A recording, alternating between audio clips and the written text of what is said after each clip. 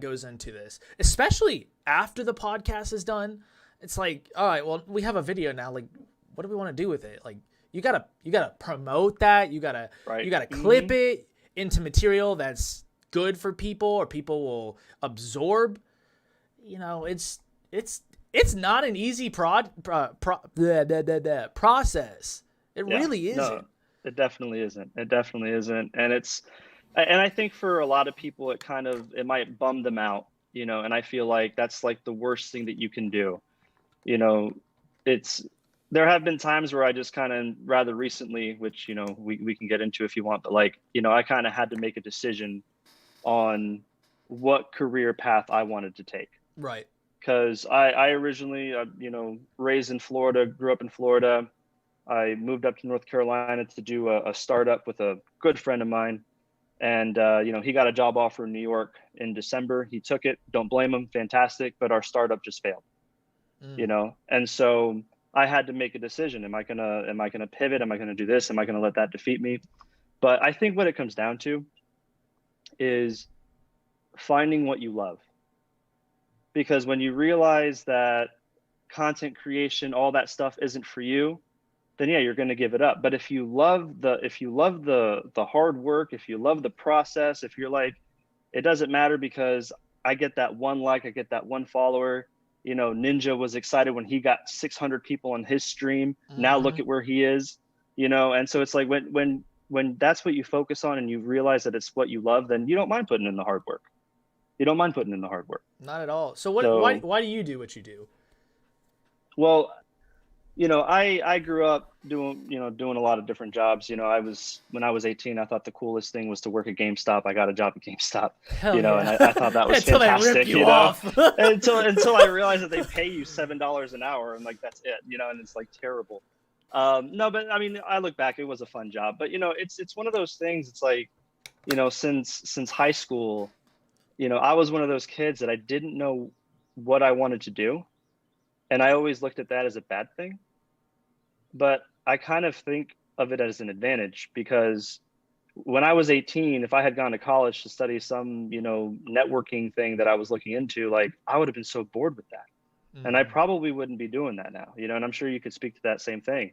And it's like, I just realized recently, like in the past couple of years, that I just love creating content. I love capturing moments and just giving that to people, giving moments back to people, and, you know, creating that emotion. I got addicted to it, and I just loved it.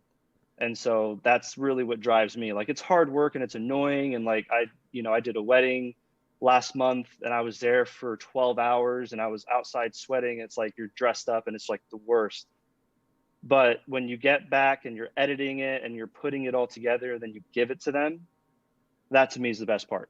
Yeah, it's you know, fantastic of content creation. Yeah, it's fantastic to see the final product. You know, after all the hard work has been put in, you're like, you know, this is what it accumulated to. Like, this was the point of this, and you can be like, I did that. Like, I created that. There's like a sense of pride in it. Yeah, and absolutely. Sometimes, not gonna lie, you know, so like one of our viewers who has been the most committed guest to Daydreams, next to Randall, obviously, because we love you, Randall. But her name is Jordan, and man, she took the time to edit out all of our videos into like a montage of just clips that we have done over the years. Highlights. And me sitting back, you know, going through the motion, like I'm in the present trying to figure out, you know, the next step. But to see her final product and her take on what Daydreams was, it was incredible.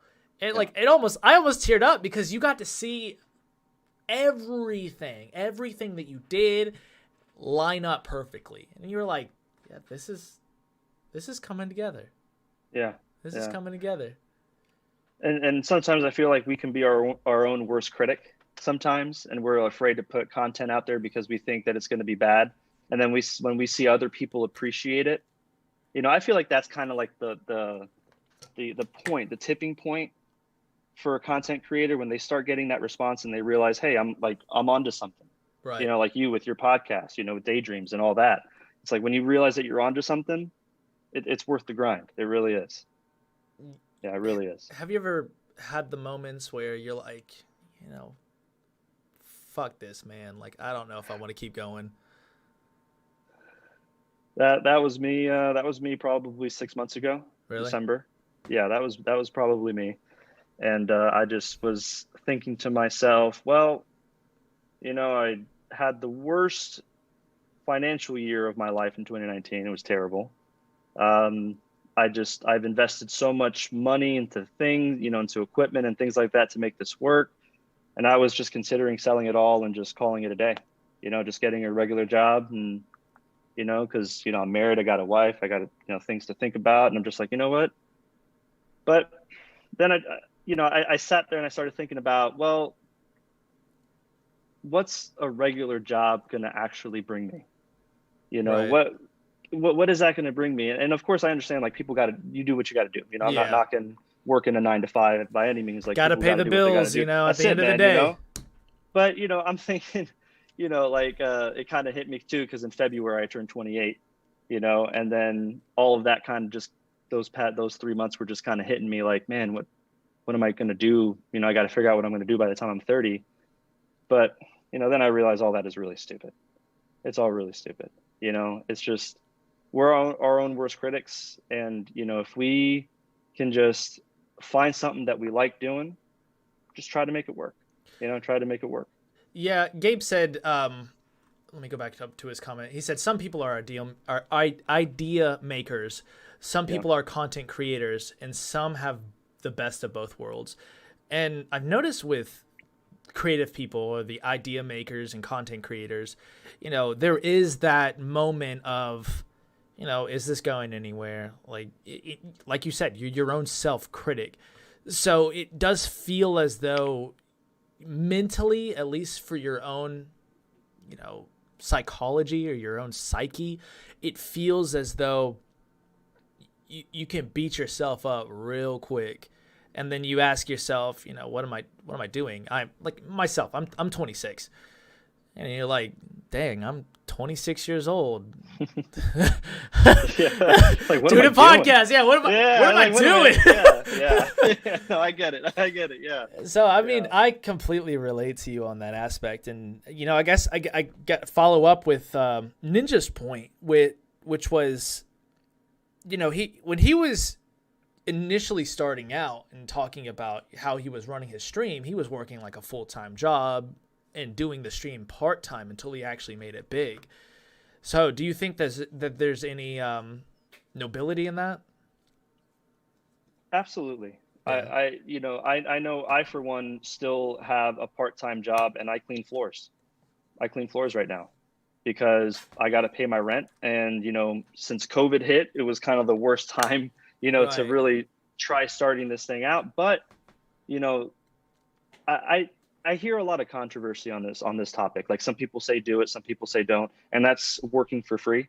Yeah. And, you know, it's one of those things where when you're trying to build a name for yourself and you're trying to, you know, get people to notice your work, I understand that everybody has to pay their bills, and, you know, everybody's work, you know, your time is valuable and all that, Right. you know, because especially, you know what you're doing, I know what I'm doing, and yeah, my time is valuable, but nobody knows me.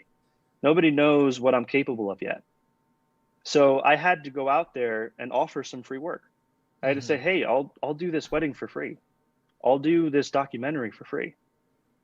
And so far it's paid off, you know? So, I mean, I'm not going to say that that's like going to work for everybody, you know, Right. but I'm out here trying to do what I love, but sometimes it's not going to pay the bills right away. Oh, of You know, course. so Of course. I think that there's nothing more noble than realizing what you have to do, you know, not living in a daydream, you know. Good reference. I like Yeah, it. there you go. Not living in a daydream and being like, hey, like, this is no, but like realizing, hey, this is what I want to do, and not giving up on your dream.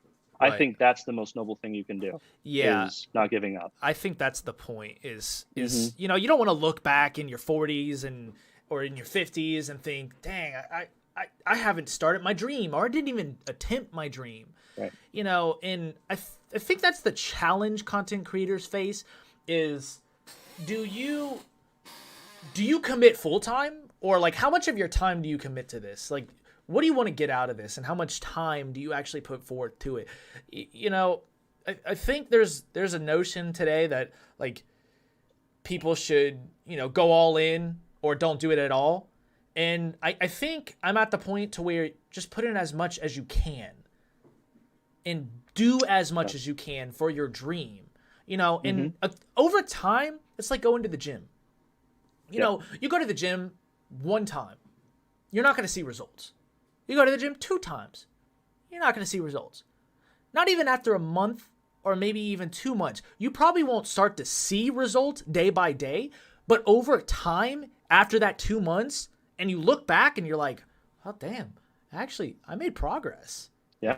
Like that actually, that accumulated. That spiraled into something that, or snowballed into something that was even bigger than it was before. Yeah.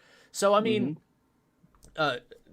Twitch is buffering like crazy. Oh, I'm sorry. Hey, Chandler. But yeah, I think doing as much as you can, I think that's what people should focus on. And I mean, I admire people that work, you know, and do what they have to do. And on the side, they're still putting in the effort for their dream. Like you, man. That's a lot of energy. That is energy. That's a resource that people don't realize that, you know, not all the time you feel like editing a video after a long day of work. Yeah, no, that's exactly right. That's exactly right. It's, and again, I think it comes back to, do you love it? Right. Is it something that you want to do? You know, like it's okay if you want to try something and then you realize it's not for you and then you move on to something else. But if you know that this is what you want to do, then, well, I guess it kind of depends on your circumstances. I agree with what you said, but like if you're 18 years old and you have no responsibilities and you're kind of living at home, why not go after it? You know, why not? Right. But, you know, of course, if you're, you know, a little later in life and you have responsibilities, then find a balance. Try to strike that balance and try to do what you want to do. Because then at the very least, like you said, when you're 50, 40 years old and you're looking back, you know that you gave it a shot. You know that you did. And I think that, I guess it depends on what you can live with, you know? Yeah. And that's extremely motivational. So we might need to clip that. That's extremely motivational. I mean, I mean, truly wise words right there, Gabe.